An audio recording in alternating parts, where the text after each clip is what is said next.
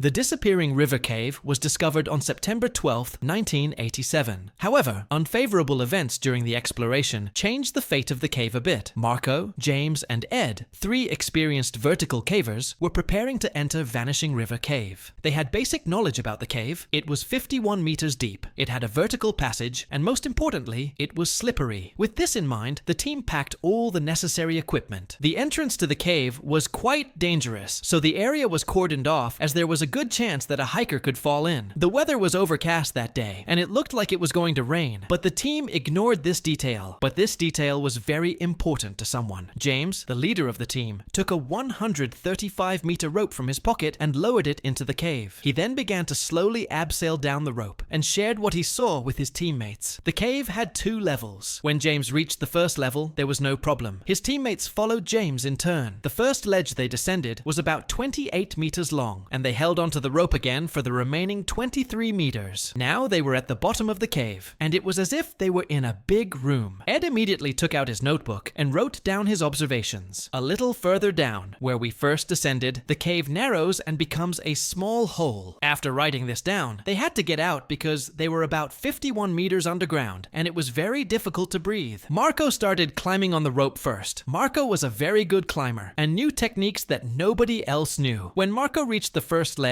James and Ed started to climb up as well. But at that moment, they heard a loud noise and realized that they had made a big mistake. They had to leave the cave immediately because the sound they heard was a clap of thunder. The weather detail they had overlooked when entering the cave was now going to get them into big trouble. Cave. The rain caused stones to fall on him, and one of these stones hit Marco on the head. The force of the impact meant that Marco's hands could no longer hold on to the ropes. His body fell downwards and hit the steep slopes of the cave. James and Ed heard a loud noise and quickly climbed up the rope. They were stunned by what they saw. Marco had fallen heavily onto the stone floor. He could no longer move, and his breath was slowly coming out of him. They had to call for help immediately, but the stones kept falling, and there was nothing they could do. They had to wait. It was getting darker and darker. James and Ed had to do something. They were devastated when they realized that their beloved teammate Marco was no longer breathing. It was all over for James and Ed. If they did nothing, they too could die. They began to climb the rope, holding the board they had taken out of the bag over their heads. But Ed was in great danger. The board slipped out of his hand. Ed was in a very difficult situation. He quickly got under James, and with his help, tried to protect himself from the stones. Eventually, they both quickly reached the top and were rescued. But their teammate Marco had lost his life. James and Ed never expected a cave exploration to end so badly. The rain had stopped, and they had to call for help. The rescue team that arrived after a while was very upset to see James and Ed in this state. They immediately set about rescuing Marco and called for a helicopter. The helicopter threw a strong rope and landed the medical team safely next to Marco. They tied Marco to the rope, and the helicopter slowly lifted him into the air. That's how Marco was taken out of the cave that had become his grave. But Marco had already lost his life. It was with great sadness that he said goodbye to his last journey. An old mining accident. On September 25th, 1998, a mining accident occurred during the exploration of a mine cave. The exploration team was very excited, as this would be the first exploration for some of them. However, for others, the exploration of the mine would turn into a nightmare. 3 new researchers came across a mine cave while walking in the forest. This mine cave had been closed because it was no longer in use. The 3 friends decided to enter the mine. This mine was the Dek mine in Cambodia. It had been opened by a Chinese company to search for gold. However, it had been closed again due to the local community's reaction. The cave was unfinished, posing a high risk of collapse and featuring narrow passages. However, these risks seemed very exciting to Tim. 3 friends went deeper into the cave. Every step they took was dangerous for them. As they continued, they noticed that the air was getting thinner and the humidity was increasing. However, they did not think about turning back. Through narrow passages, they finally reached a room with a low ceiling. "We should go back now," Mike warned his friends. But Tim saw another narrow tunnel and wanted to go in. His friends told him how dangerous it was to go in there, but Tim was very curious. The passage was really small. It was only 40 centimeters wide and narrowed towards the bottom. Tim had made up his mind. His goal was to get in there and see what was inside. But if he decided to go back in, it was certain that he would not come out again. At first, there were no problems. Only the rocks were a little slippery because of the moisture. For Tim, who was slowly making his way, a nightmare was unfolding. It was Tim's first time in a tunnel, and he had no experience. Since he didn't have a rope with him, he held onto the rocks with his hands. The rocks were very slippery and had sharp edges. After about 3.5 meters, Tim stepped on a rock that was not not stable. He slipped and began to fall, hitting the walls of the cave. The place where he fell was very narrow, and he couldn't move at all. Tim called out to his friends in a low voice, and then began to lose consciousness. His friends noticed that Tim had fallen, but they couldn't see anything. David rushed to the exit and called for help. While Mike was thinking about how to rescue Tim, the rescue team arrived at the cave entrance and entered with tools in hand. As David and the rescue team made their way to their friend, they realized how deep the cave was. Meanwhile, Tim's condition continued to deteriorate. He waited helplessly in the narrow space. The rescue team finally reached Mike. One member of the team began to widen the tunnel with a hammer. After making some progress, the rescuer's hand slipped from his grip and began to fall. No one expected him to make such a simple mistake, but it happened. He hit the rock and fell directly on Tim. The force of the fall caused Tim to fall even deeper and get stuck again. Tim was now completely unconscious. The rescuer began to suffocate because he was also trapped. Now, there were not just one person trapped in the cave, but two. The cave was so narrow that it was impossible to see anything. Time was running out. The rescue team had to act immediately. The team immediately hung up a rope and managed to widen the cave with a drill. As they descended a little further, they saw the officer, who was a teammate, and pulled him up. Then they went deeper into the cave and found Tim. Although it was a little more difficult to rescue Tim, they finally managed to reach him. They pulled him up immediately. Tim was in very bad condition, but he was still alive. After the rescue team pulled the two injured men out, they quickly left the cave and took them to the hospital. Tim and Leif, one of the rescuers, survived the treatment and both made a full recovery.